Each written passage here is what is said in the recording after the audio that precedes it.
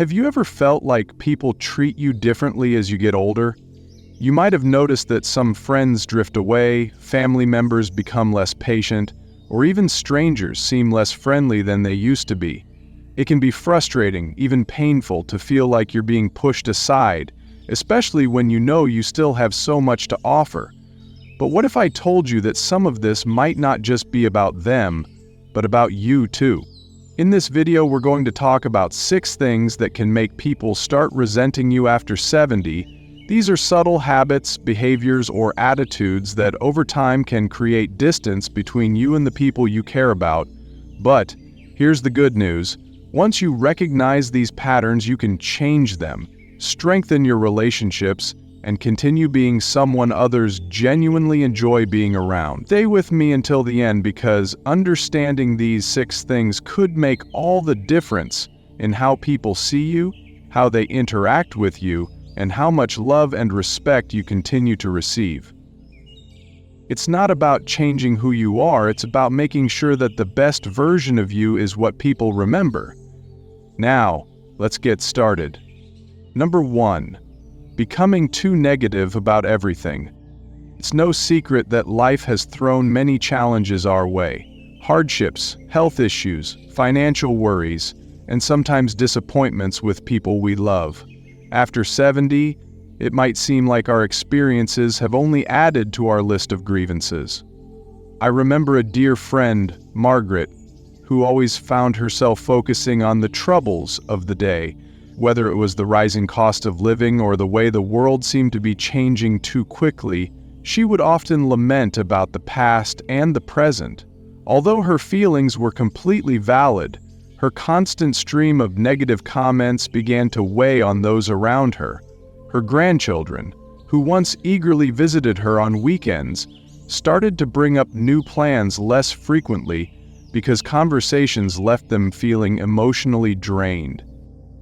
Research shows that sustained negativity can indeed affect our relationships.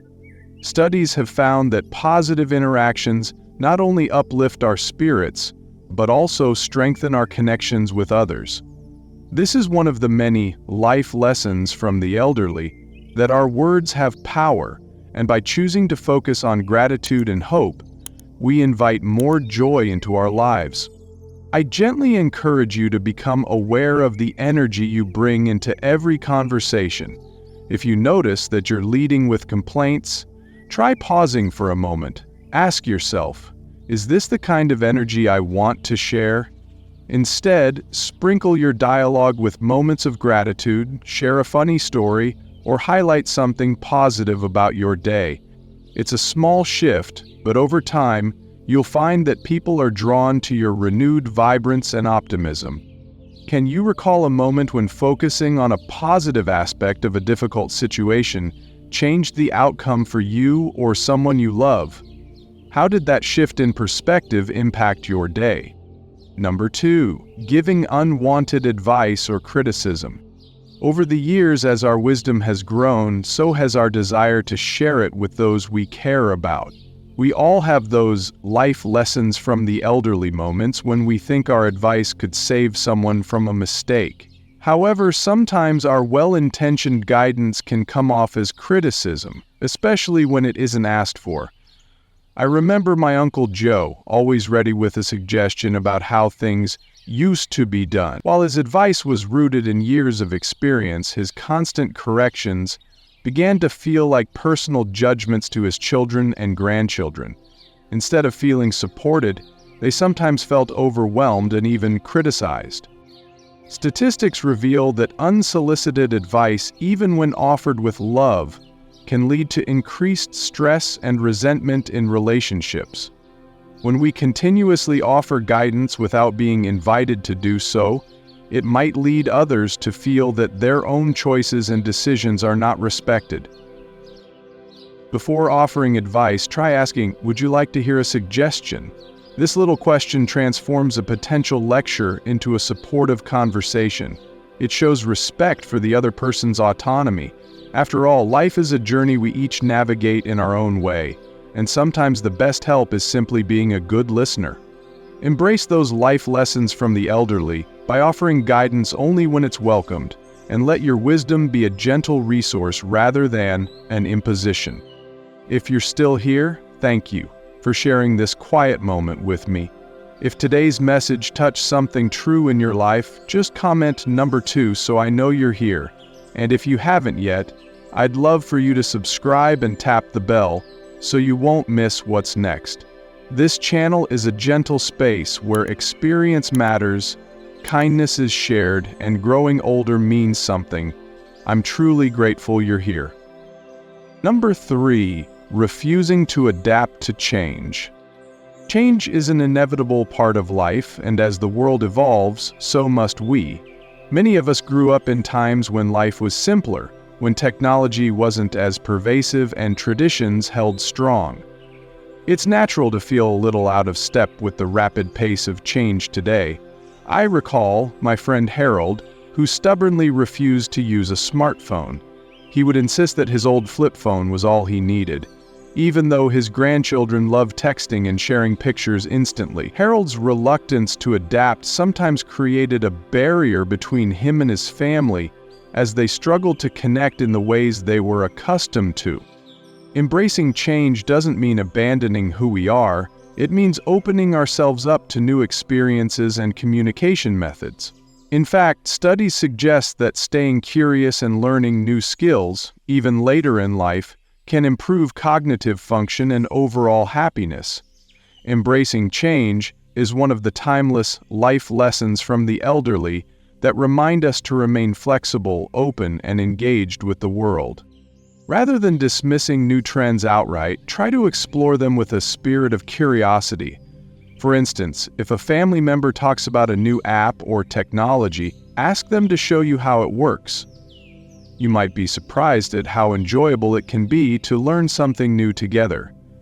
This approach not only enriches your life, but also helps bridge any gaps between generations, creating a stronger sense of community.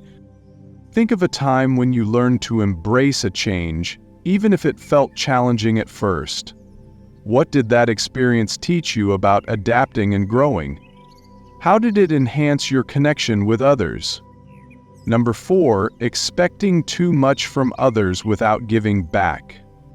As we grow older, it can be easy to fall into the trap of expecting others to meet all our needs. Sometimes we may unconsciously take more than we give, expecting family and friends to always be available without reciprocating their efforts.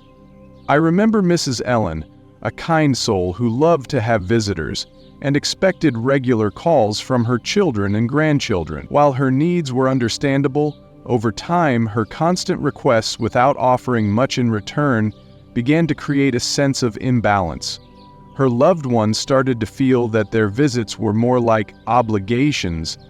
Reciprocity is a cornerstone of any healthy relationship. Studies in social psychology have shown that when people feel appreciated and see that the care is mutual, relationships flourish.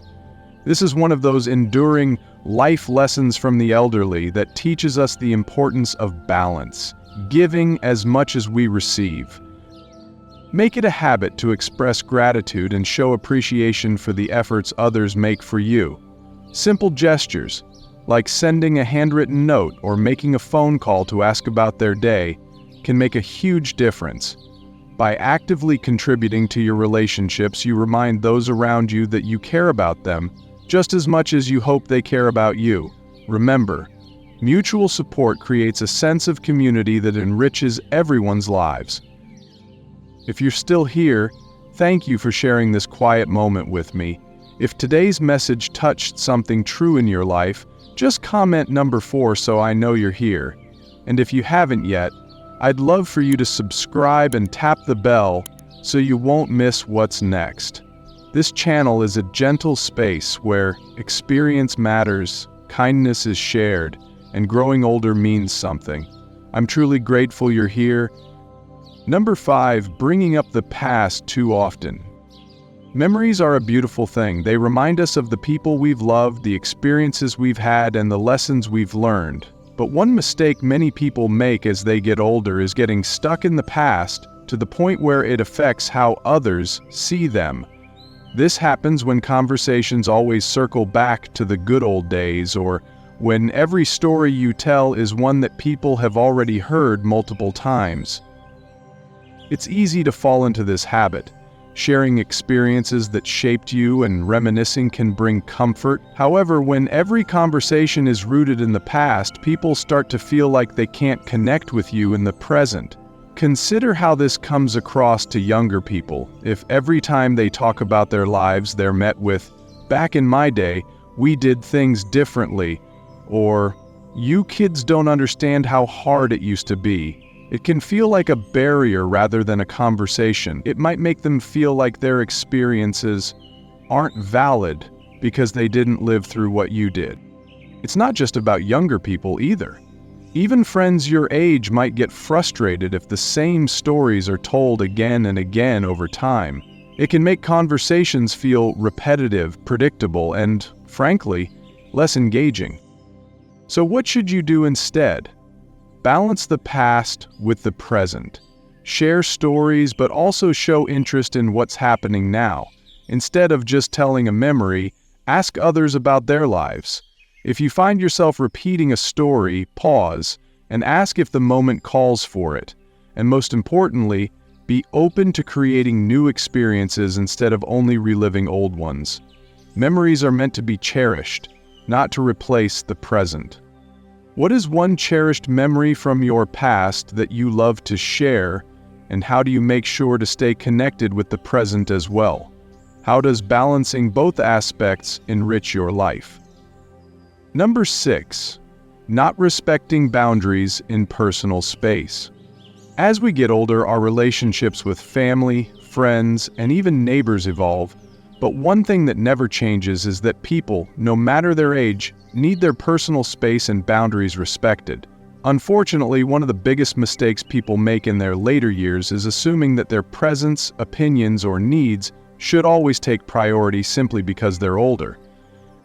This can show up in different ways. Maybe you expect family members to answer the phone immediately every time you call, and if they don't, you feel ignored. Perhaps you drop by someone's house unannounced, assuming they'll be happy to see you without considering that they might be busy. Or maybe you feel entitled to know details about someone's life, their dating life, how they're spending money, or what decisions they're making, without recognizing that they have the right to privacy. People may not say it out loud, but when they feel like their boundaries are being ignored, they start creating distance. They may call less, invite you over less often, or share less about their lives. And if you don't recognize this pattern, it's easy to mistake their withdrawal for neglect, when in reality, they're just trying to maintain their own space. Another way this happens is through emotional boundaries. If you regularly unload your frustrations, grief, or loneliness on the same person without considering how it affects them, they may start avoiding conversations. Everyone has their own struggles, and while it's important to express emotions, it's also important to make space for other people's feelings too. So what should you do instead? Be mindful. If someone seems hesitant to talk, ask yourself if you're giving them enough room to breathe. If you're constantly pushing for attention, check if you're respecting their time and responsibilities. And if someone sets a boundary, whether it's about visits, conversations, or personal matters, respect it without taking it personally. The bottom line is that strong relationships are built on mutual respect. When people feel like their boundaries are honored, they feel more comfortable, more willing to connect, and more likely to keep you as an important part of their lives. Final thoughts. Getting older doesn't mean you're destined to lose the people who care about you. Sometimes, without even realizing it, certain habits can create distance between us and those we cherish. The heartening news is that once we recognize these patterns, we hold the power to change them. Today we've explored how constant negativity, offering unwanted advice, resisting change, expecting too much without giving back, dwelling too much on the past, and not respecting personal boundaries can slowly create feelings of resentment. But remember, once you become aware of these habits, even the smallest adjustments can help bridge the gap between you and your loved ones. Here's the key takeaway. Relationships flourish when they are built on respect, appreciation, and balance. People are drawn to those who make them feel good, valued, and truly heard. No matter your age, you have the capacity to be that person, a beacon of warmth and understanding. I'd love to hear from you. Which of these 6 points resonates most with you? Have you ever experienced a moment when someone began to pull away, only for you to later understand why? Please share your thoughts and stories in the comments below. Your insights may be just the encouragement someone else needs during a challenging time. Thank you for spending your precious time with us today. If you found this message uplifting and helpful, please consider sharing it with others who might benefit from it.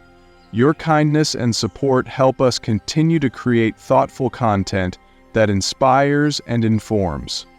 Remember, as one wise saying goes, the best time to plant a tree was 20 years ago. The second best time is now. May this proverb remind you that it's never too late to nurture your relationships and embrace the joy of connection. Take care, and until we meet again, keep your heart open and your spirit hopeful.